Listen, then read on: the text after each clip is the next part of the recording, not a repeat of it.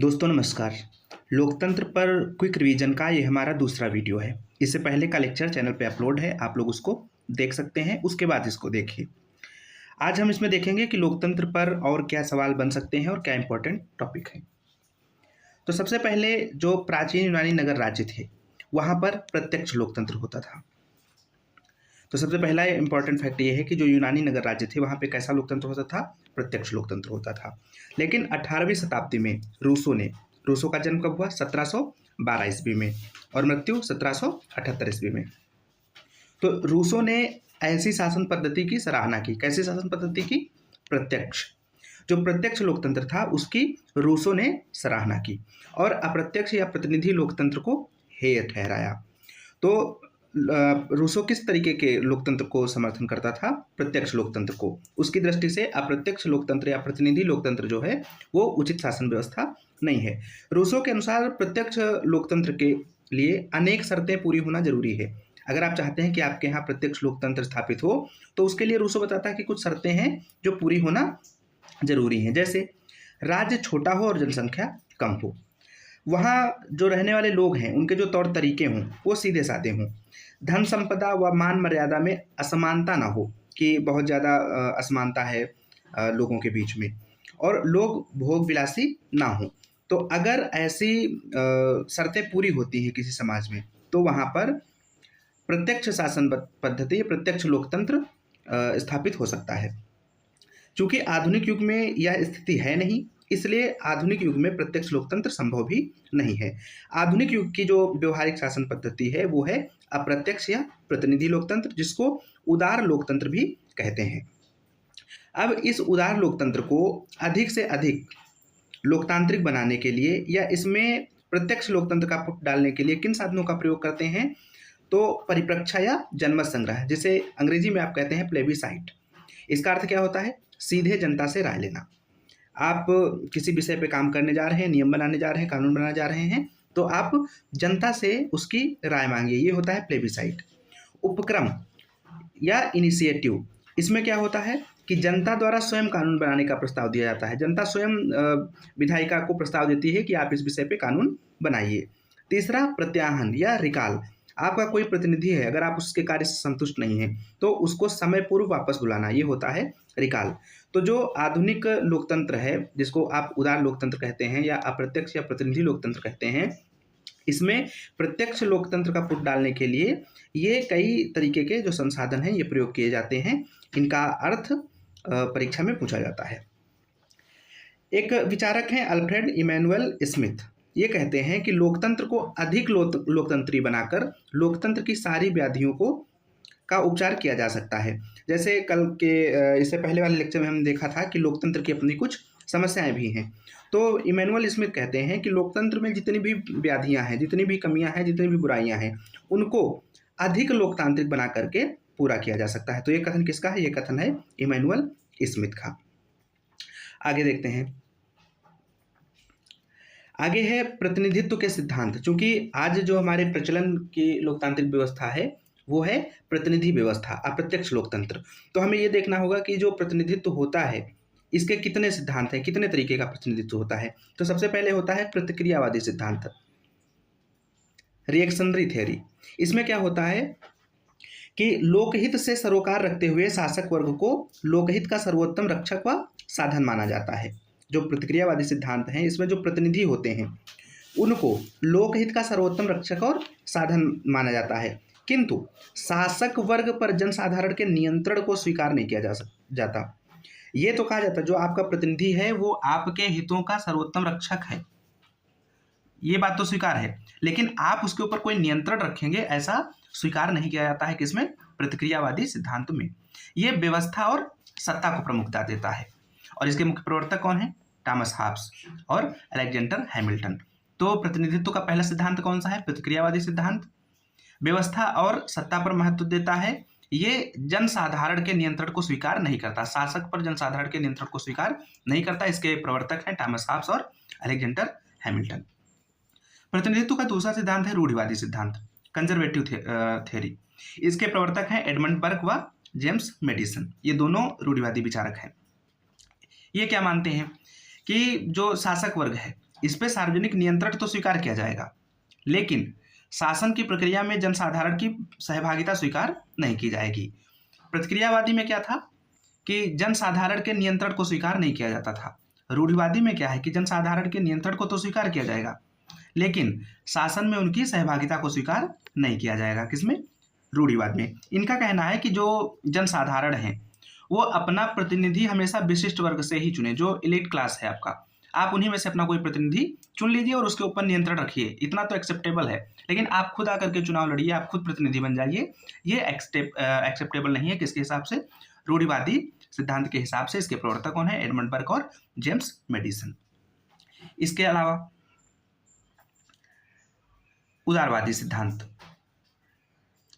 उदारवादी सिद्धांत क्या कहता है? Liberal theory. इसके प्रवर्तक हैं जॉन लॉक और थॉमस जेफरसन। लॉक और जेफरसन किसके हैं? उदारवादी सिद्धांत के प्रतिनिधित्व के उदारवादी सिद्धांत के प्रवर्तक हैं। इनका क्या मानना है? इनका मानना है कि सभी लोग समान हैं और सभी शासन करने में समर्थ हैं। अब सभी लोग समान हैं, सभी लोग शासन करने में समर्थ हैं, तो सभी लोग राजनीतिक अभिक्रियाओं में भाग भी ले सकते हैं। इनका मानना है कि जो प्रतिनिधि होता है, जिसको हम अपना प्रतिनिधि बनाकर भेजते हैं विधायिका में, वो निर्वाचकों के संदेह वाहक का कार्य करता है। वो हमारा संदेहवाहक होता है, वो हमारा मैसेंजर होता है, ना कि नीति निर्माता। तो नीति निर्माता कौन होता है? नीति निर्माता तो जनता ही है, लेकिन जनता के माध्यम से जनता के संदेश को ले जाकर के उसको इम्प्लीमेंट कौन करते हैं? प्रतिनिधि। तो किस सिद्धांत में, प्रतिनिधित्व के किस सिद्धांत में प्रतिनिधियों को निर्वाचकों का संदेहवाहक माना जाता है? तो उत्तर क्या है? उदारवादी सिद्धांत। कौन है प्रवर्तक? जॉन लॉक और थॉमस जेफरसन। चौथा प्रतिनिधित्व का जो सिद्धांत है वो आमूल परिवर्तनवादी सिद्धांत, रेडिकल थ्योरी। इसके प्रवर्तक हैं रूसो और नव वामपंथी विचारक। अभी सबसे शुरुआत में ही हमने देखा था कि रूसो किस प्रकार के लोकतंत्र को उचित मानता है, किसे लोकतंत्र मानता है? ये प्रत्यक्ष लोकतंत्र को ही लोकतंत्र मानता है। प्रतिनिधि लोकतंत्र या अप्रत्यक्ष लोकतांत्रिक प्रणाली को ये लोकतांत्रिक प्रणाली नहीं मानता। कौन? रूसो। तो रूसो और नव वामपंथी विचारक जो हैं वो प्रतिनिधित्व के आमूल परिवर्तनकारी सिद्धांत को मानते हैं। इनका मानना है कि जो लोकमत है वही सर्वोच्च है, पब्लिक की जो राय है, पब्लिक ओपिनियन जो है वही सबसे ऊपर है और प्रत्यक्ष लोकतंत्र ही सच्चा लोकतंत्र है। तो ये चार सिद्धांत हैं प्रतिनिधित्व के। कौन कौन से? प्रतिक्रियावादी सिद्धांत, रूढ़िवादी सिद्धांत और उदारवादी सिद्धांत तथा आमूल परिवर्तनवादी सिद्धांत। ये चार प्रतिनिधित्व के सिद्धांत हैं, इनसे समर्थक विचारक और इनकी मुख्य बातें। आगे देखते हैं, निर्वाचक मंडल क्या होता है? जिन लोगों को मतदान का अधिकार है उन सभी लोगों के समुच्चय को निर्वाचक मंडल कहते हैं। 100 लोग कहीं पर हैं और उनमें से 20 लोगों को वोट देने का अधिकार प्राप्त है, तो इन 20 लोगों के समूह को क्या कहेंगे? निर्वाचक मंडल कहेंगे। यही अपने प्रतिनिधि को चुन करके भेजते हैं नियम कानून बनाने के लिए लोकतांत्रिक व्यवस्था में। सार्वजनिक वयस्क मताधिकार क्या होता है? सार्वजनिक वयस्क मताधिकार का मतलब है, पहली चीज, जो वयस्क है, जिसको आप वयस्क माने, आप जिस भी देश में हैं, हर देश में इसकी अलग अलग उम्र, अलग अलग परिभाषा रखी जाती है, तो आप जहां भी हैं वहां पे जिसको वयस्क माना गया है, तो प्रत्येक वयस्क को, सार्वजनिक प्रत्येक वयस्क को, चाहे वो किसी भी लिंग, किसी भी धर्म, किसी भी जाति का हो, सबको आप मताधिकार देंगे। ये होता है सार्वजनिक मताधिकार। अब इसका जो सिद्धांत है वो क्या है? ये राजनीतिक समानता स्थापित करता है और इसका सिद्धांत है एक व्यक्ति एक मत। भारत में मतदान की न्यूनतम आयु पहले 21 वर्ष थी, लेकिन 61वें संविधान संशोधन 1989 में इसे 21 से घटा करके 18 वर्ष कर दिया गया। महिलाओं को मताधिकार कब मिला? महिलाओं को मताधिकार सबसे पहले 1893 में न्यूजीलैंड में मिला। 1906 में फिनलैंड ने महिलाओं को मताधिकार दिया। 1908 में ऑस्ट्रेलिया ने दिया। अमेरिका ने 1920 में दिया। स्वीडन ने 1921 में दिया। इंग्लैंड ने 1928 में दिया। फ्रांस ने 1945 में दिया और भारत में 1947 में, तथा जो स्विट्जरलैंड है वहां पर महिलाओं को मताधिकार मिला 1971 में। तो ये कुछ वो फैक्टर हैं जिनमें ये बताया गया है कि महिलाओं को मताधिकार कब कब प्राप्त हुए। अब आगे देखते हैं प्रतिनिधित्व की प्रणालियां। अभी आपने देखा था कि प्रतिनिधित्व के सिद्धांत कौन कौन से हैं, 4 सिद्धांत आपने देखे थे। अब देखते हैं प्रतिनिधित्व की प्रणालियां कौन कौन सी हैं। तो सबसे पहले प्रत्यक्ष प्रणाली, जिसमें मतदाता अपना प्रतिनिधि स्वयं चुनता है। आप स्वयं निर्वाचक मंडल का सदस्य होंगे और अपना प्रतिनिधि चुनकर भेज देंगे। जैसे लोकसभा, विधानसभा व ग्राम पंचायत के चुनाव जो होते हैं उनमें आप डायरेक्ट वोट करके प्रधान और विधायक और सांसदों को चुनते हैं। तो ये कौन सी प्रणाली होती है? ये प्रत्यक्ष प्रणाली होती है। दूसरी होती है अप्रत्यक्ष प्रणाली। इसमें क्या होता है?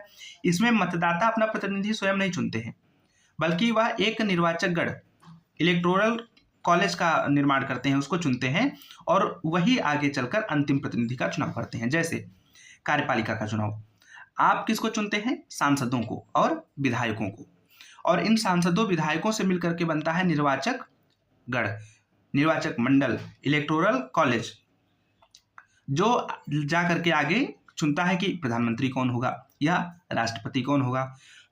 तो इस तरीके की जो चुनाव प्रणाली है वो अप्रत्यक्ष प्रणाली होती है। ये जो निर्वाचक गण होते हैं अप्रत्यक्ष प्रणाली में, ये दो प्रकार के होते हैं। पहले ऐसे जिनका अपना कोई पद नहीं होता है, वह अंतिम प्रतिनिधि चुनकर वापस अपने अपने काम पे लौट जाते हैं, जैसा कि अमेरिका में होता है। अमेरिका के राष्ट्रपति चुनाव में ऐसा होता है। और दूसरा ऐसा होता है कि ऐसे निर्वाचक गण जिनका अपना पद भी होता है, जैसे भारत के प्रधानमंत्री या मुख्यमंत्री चुनने वाले जो निर्वाचक गण होते हैं उनके पास सांसद या विधायक का पद होता है। तो ये दो तरीके के निर्वाचक गण होते हैं। एक ऐसे जिनके पास अपना कोई पद नहीं होता है, वो खास तौर पे किसी प्रतिनिधि को चुनने के लिए आए होते हैं और चुन करके वो वापस चले जाते हैं, जैसे अमेरिका के राष्ट्रपति चुनाव में होता है।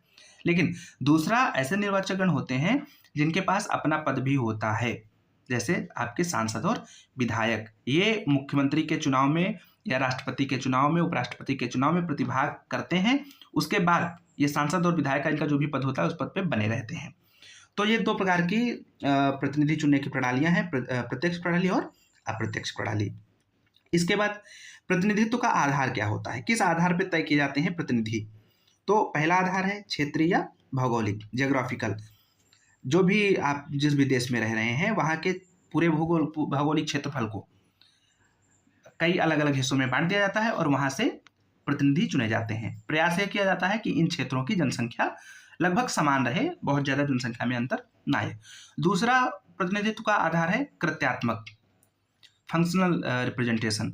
इसमें इस व्यवस्था में क्या होता है कि क्षेत्र के आधार पर या भूगोल के आधार पर प्रतिनिधि नहीं चुने जाते हैं, बल्कि कार्य के आधार पर चुने जाते हैं। जैसे कृषक वर्ग है, किसानों का कार्य है तो कोई किसान प्रतिनिधि होगा, बिजनेस कर रहा है कोई व्यक्ति तो उनका प्रतिनिधि होगा, कोई अधिवक्ता है तो अधिवक्ताओं का प्रतिनिधि होगा। इस तरीके से जितने फंक्शंस हैं सोसाइटी में, हर फंक्शन का कोई रिप्रेजेंटेटिव जाकर के बैठेगा विधायिका में और उनके हित का कानून बनाएगा। ऐसा कहाँ है? ब्रिटेन में श्रेणी समाजवाद है और इसके समर्थक क्या कहते हैं कि जो प्रतिनिधित्व की प्रणाली है वो व्यावसायिक प्रतिनिधित्व प्रणाली होनी चाहिए। जो हमारे प्रतिनिधि हैं वो विभिन्न व्यवसायों का प्रतिनिधित्व करने चाहिए, ना कि क्षेत्र या भूगोल का। इसके समर्थक कौन है? श्रेणी समाजवाद के GDH कोल। तो श्रेणी समाजवाद कहाँ है? ब्रिटेन में है। इसके समर्थक कौन है? GDH कोल है। ये व्यवसायिक प्रतिनिधित्व की बात करता है। व्यवसायिक प्रतिनिधित्व एक प्रकार का प्रतिनिधित्व का आधार है। प्रतिनिधित्व के कितने आधार हैं? टोटल 2 हैं, क्षेत्रीय भौगोलिक प्रतिनिधित्व और कृत्यात्मक प्रतिनिधित्व।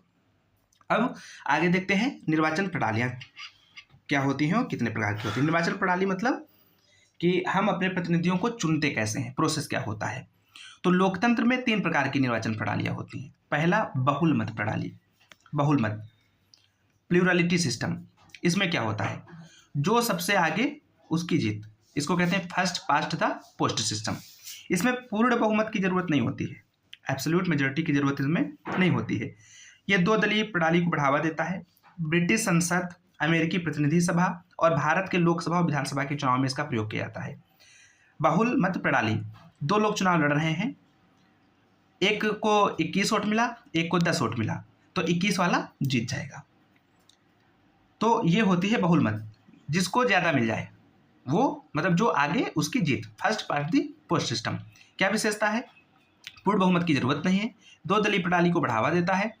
ब्रिटिश संसद के चुनाव में, अमेरिकी प्रतिनिधि सभा के चुनाव में और भारत के लोकसभा व विधानसभा के चुनाव में इसका प्रयोग किया जाता है। इसके बाद क्या होता है? दूसरी प्रणाली कौन सी है? बहुमत प्रणाली, मेजॉरिटी सिस्टम। इसमें ऐसा नहीं है कि जो सबसे ज़्यादा वोट पाएगा वो जीतेगा। इसमें होता है कि जितने मान्य वोट पड़े हैं, मान लीजिए कि 100 वैलिड वोट पड़े हैं, तो 100 का आधा 50% कितना हुआ 5। तो जो 50% से अधिक मतलब 5 प्लस कम से कम 1 मतलब जो 6 वोट पाएगा वो जीतेगा। तो इसमें क्या होता है, मान्य वोटों में से 50% से अधिक पाने वाला विजयी होता है। किसमें, बहुमत प्रणाली में, मेजॉरिटी सिस्टम में। जबकि प्लूरलिटी सिस्टम में, बहुल मत प्रणाली में क्या होता था कि पूर्ण बहुमत है कि नहीं है ये मायने नहीं रखता है, किसके पास ज़्यादा वोट है वो जीतेगा, जो सबसे आगे उसकी जीत। तो ये इन दोनों में अंतर है। अच्छा, ये जो बहुमत सिस्टम होता है, मेजॉरिटी सिस्टम, ये 2 तरीके का होता है। पहला वैकल्पिक मत प्रणाली, अल्टरनेटिव वोट सिस्टम। इसमें मतदाता उम्मीदवारों को वरीयता क्रम में रखते हैं। ऑस्ट्रेलिया के लोअर हाउस, ऑस्ट्रेलिया का जो लोअर हाउस है तथा अमेरिका व भारत के राष्ट्रपति के चुनाव, उनमें बहुमत प्रणाली प्रयोग होती है। और किस तरीके की, वैकल्पिक मत प्रणाली, अल्टरनेटिव वोट सिस्टम का प्रयोग होता है इसमें। दूसरा दोबारा मतदान प्रणाली, सेकेंड बैलेट सिस्टम। तो अल्टरनेटिव बैलेट सिस्टम और सेकेंड बैलेट सिस्टम, ये दोनों किस तरीके की प्रणालियां हैं, मेजॉरिटी सिस्टम है। वैकल्पिक मत प्रणाली में क्या होता है, वरीयता क्रम में वोट दी जाती है। कहाँ कहाँ प्रयोग होता है, ऑस्ट्रेलिया के लोअर हाउस के इलेक्शन में, अमेरिका तथा भारत के राष्ट्रपति के चुनाव में। ठीक है। दूसरा क्या है, सेकेंड बैलेट सिस्टम। इसमें ये होता है कि अगर पहले मतदान में किसी को पूर्ण बहुमत ना मिला तो जो सर्वाधिक मत प्राप्त करने वाले उम्मीदवार होते हैं उनके बीच में फिर से इलेक्शन करवाया जाता है, फिर से मतदान करवाया जाता है। फ्रांस के नेशनल असेंबली के चुनाव में इसका प्रयोग किया जाता है। तो वैकल्पिक मत प्रणाली और सेकेंड बैलेट सिस्टम, ये बहुमत प्रणालियाँ हैं। कहाँ प्रयोग होती हैं, तो सेकेंड बैलेट सिस्टम प्रयोग होता है फ्रांस में, और अल्टरनेटिव वोट सिस्टम प्रयोग होता है ऑस्ट्रेलिया, अमेरिका और भारत के कुछ चुनाव में। अब इसके बाद तीसरी जो प्रणाली है वोटिंग की, प्रतिनिधि चुनने की, वो है आनुपातिक प्रतिनिधित्व प्रणाली। आनुपातिक प्रतिनिधित्व प्रणाली, इसमें ये कहाँ प्रयोग होती है, बहुत इंपॉर्टेंट बात यह है कि ये हमेशा बहुसदस्यीय निर्वाचन क्षेत्रों में प्रयोग होती है। ऐसे निर्वाचन क्षेत्र जहाँ से एक से अधिक सदस्य चुनने होते हैं, वहाँ पे इसका प्रयोग किया जाता है। मतदाताओं को वोट की संख्या के अनुपात में प्रतिनिधित्व प्रदान किया जाना इसका उद्देश्य होता है। इसके भी 2 रूप हैं। पहला सूची प्रणाली, लिस्ट सिस्टम, जो Switzerland, Luxembourg, Germany, Israel, Italy और फिनलैंड में प्रयोग की जाती है। दूसरा एकल हस्तांतरणीय मत प्रणाली, सिंगल ट्रांसफरेबल वोट। इसमें मतदाता वरीयता क्रम में वोट देते हैं।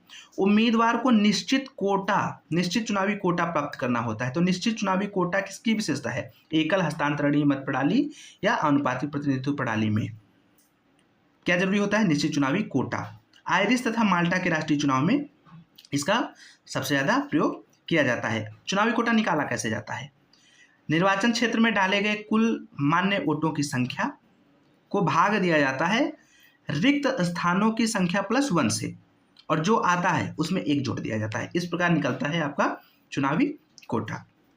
चलिए आगे बढ़ते हैं। अब देखते हैं अल्पमत के प्रतिनिधित्व की विधियाँ। प्रायः ये माना जाता है कि जो लोकतंत्र है इसमें हमेशा भी, आप ऊपर भी देखें, आपकी एक बहुल मत प्रणाली है, एक बहुमत प्रणाली है, एब्सोल्यूट मेजॉरिटी एंड प्लूरलिटी। तो दोनों में क्या होता है कि सत्ता में वही है जिसके पास वोट ज़्यादा है। तो जो संख्या में कम है, अल्पमत हैं, अल्पसंख्यक हैं, उनका प्रतिनिधित्व कैसे होगा, उनके लिए क्या व्यवस्था होगी। तो लोकतंत्र इसका भी उत्तर देता है कि लोकतांत्रिक प्रणाली में सबकी आवाज़ सुनी जाती है, सबकी आवाज़ सुनी जानी चाहिए। तो यहाँ पे व्यवस्था करी जाती है कि जो अल्पमत में हैं, अल्पसंख्यक हैं, उनका प्रतिनिधित्व भी सुनिश्चित हो। इसके लिए क्या व्यवस्था है, तो पहला आनुपातिक प्रतिनिधित्व प्रणाली, एज अबव, जैसा अभी हमने पहले बात करी है। दूसरा क्या होता है, समवर्ती बहुमत, कनकरेंट मेजॉरिटी। बहुत इंपॉर्टेंट है ये। क्या होता है ये, इसका मतलब यह है सरल शब्दों में कि अगर कोई नियम बनाया जा रहा है और वो उस नियम से 4 लोग प्रभावित हो रहे हैं, तो उस नियम को लागू तभी किया जाना चाहिए जब वो चारों सहमत हों। अगर उनमें से एक भी उसका विरोध कर दे और असहमति जता दे तो वो नियम वहीं पे क्या हो जाना चाहिए, खत्म हो जाना चाहिए। इसको कहते हैं समवर्ती बहुमत, कनकरेंट मेजॉरिटी। कोई भी निर्णय तभी मान्य होना चाहिए जब उससे प्रभावित होने वाले सभी मुख्य वर्ग हितों की सहमति प्राप्त कर ली गई हो। अर्थात कोई एक वर्ग भी अगर असहमति जाहिर करे तो वह निर्णय लागू ना हो। इसका जो प्रस्ताव दिया गया है वो यूएसए में जॉन सी कैल्हान द्वारा प्रस्तुत किया गया। तो समवर्ती बहुमत का प्रस्ताव किसने दिया, जॉन सी कैल्हान ने, कहा यूएसए में। लेकिन आश्चर्य की बात, तो इंपॉर्टेंट फैक्ट की बात यह है कि अमेरिका में कभी भी इसे एक्सेप्ट नहीं किया गया। लेकिन इसके लक्षण कहीं और दिखते हैं। जैसे यूनाइटेड नेशन की जो सुरक्षा परिषद है और यूरोपीय आर्थिक समुदाय, इनके पास ये जो निषेधाधिकार शक्ति का प्रयोग करते हैं, जिसको आप वीटो कहते हो। यूएन की जो सुरक्षा परिषद है वहाँ वीटो का प्रयोग होता है, और यूरोपीय आर्थिक समुदाय जो है उसमें वीटो का प्रयोग होता है। तो ये जो वीटो शक्ति है ये समवर्ती बहुमत का ही एग्जाम्पल है, जिसमें अगर कोई नियम 4 लोगों के लिए बनाया जा रहा है तो अगर उसमें से एक भी असहमति दर्ज कर जाता है तो वो नियम क्या होता है, कैंसिल हो जाता है। जैसे यूनाइटेड नेशन की सुरक्षा परिषद में होता है कि जो स्थायी सदस्य हैं उनमें से अगर एक भी किसी प्रस्ताव के खिलाफ है तो प्रस्ताव लागू नहीं होता है। तो ये बहुत इंपॉर्टेंट फैक्ट है, जानसी कैलहान का है, इसको याद किया जाना चाहिए। सहवर्तन मूलक लोकतंत्र ये क्या होता है? इसमें ये अत्यधिक विविधता वाले समाज में प्रयोग होता है, जहाँ पे बहुत अलग अलग तरीके, अलग अलग धर्म के लोग हैं, अलग अलग भाषा भाषी लोग हैं, अलग अलग जाति के लोग हैं। तो वहाँ पे कैसा प्रयोग होता है? सहवर्तन। सहवर्तन, एक साथ सबको लेके चलने का प्रयास होता है। इसके चार जो है मूल सिद्धांत हैं, बेसिक प्रिंसिपल्स हैं इसके 4। पहला, एग्जीक्यूटिव पावर शेयरिंग, जो कार्यकारी शक्ति है उसको साझा करके प्रयोग किया जाएगा। ऐसा नहीं कि सारी कार्यकारी शक्ति किसी एक वर्ग को ही दे दी जाए, सबके बीच में कार्यकारी शक्तियां साझा होंगी। विभिन्न संप्रदायों की अधिक स्वायत्तता, जो संप्रदाय अलग अलग हैं, 4 तरीके के संप्रदाय हैं, तो इनको मैक्सिमम जितनी स्वायत्तता दी जा सकती है उतनी स्वायत्तता दी जानी चाहिए। आनुपातिकता, जहाँ पर भी प्रतिनिधित्व की बात आए वहाँ पे आनुपातिकता, वितरण की बात आए किसी भी तरीके की, तो आनुपातिकता लागू हो, जो जिस अनुपात में है उसको उस अनुपात में चीजें मिले। अल्पमत का निषेधाधिकार, माइनॉरिटी वीटो, कौन कहता है? सहवर्तन मूलक लोकतंत्र। माइनॉरिटी वीटो किसका लक्षण है? सहवर्तन मूलक लोकतंत्र का लक्षण है माइनॉरिटी वीटो। वीटो किसका लक्षण है? वीटो लक्षण है समवर्ती बहुमत का। किसका? समवर्ती बहुमत का, कि कोई एक भी अगर मना करे तो नियम लागू नहीं होगा। तो वीटो पूछा जाए तो समवर्ती बहुमत का लक्षण है, लेकिन माइनॉरिटी वीटो अगर पूछा जाए तो किसका लक्षण है? सहवर्तन मूलक लोकतंत्र का। तो ये 4 सिद्धांत हैं किसके? सहवर्तन मूलक लोकतंत्र के। आगे कुछ इंपॉर्टेंट फैक्ट्स हैं उनको देखते हैं। जैसे जॉन डुई, इनकी पुस्तक है डेमोक्रेसी एंड एजुकेशन, 1916 में लिखी गई। इसमें कहते हैं कि लोकतंत्र केवल शासन प्रणाली नहीं है बल्कि कुछ और भी है। यह मिलजुल कर रहने और अपने अनुभव को एक दूसरे से बांटने का तरीका है। पीटर फैन क्या कहते हैं? पीटर फैन कहते हैं कि खुला संवाद एवं पारदर्शिता स्वस्थ लोकतंत्र का मूल सिद्धांत है। तो खुले संवाद और पारदर्शिता को लोकतंत्र का मूल सिद्धांत कौन कहता है? ऐसा कहते हैं पीटर फैन। आगे बढ़ते हैं, आगे देखते हैं क्या है। लोकमत क्या है? Public opinion. तो मॉरिस गिन्सबर्ग ये क्या कहते हैं? जब अनेक व्यक्तियों के मन परस्पर क्रिया करते हैं तो उससे जिस सामाजिक तत्व का निर्माण होता है वो होता है लोकतंत्र। जब अनेक व्यक्ति किसी बात पे विचार विमर्श करते हैं तो जिस निष्कर्ष पे पहुंचते हैं वो लोकमत होता है। किम्बल यंग क्या कहते हैं? जनसाधारण समय विशेष पर जो राय रखते हैं वही जनमत या लोकमत होता है। तो ये लोकमत की कुछ परिभाषाएं हैं। इसके अलावा कुछ और महत्वपूर्ण कथन है जिनको यहीं पे हम लोगों को देख लेना चाहिए। जैसे वाल्टर लिपमैन ये क्या कहते हैं? जहां सब लोग एक ही तरह सोचते हैं वहां वास्तव में कोई नहीं सोचता, कोई कुछ नहीं सोचता। जहां सब लोग एक ही तरह सोचते हैं वहां वास्तव में कोई कुछ नहीं सोचता। ये किसका कथन है? वाल्टर लिपमैन का कथन है।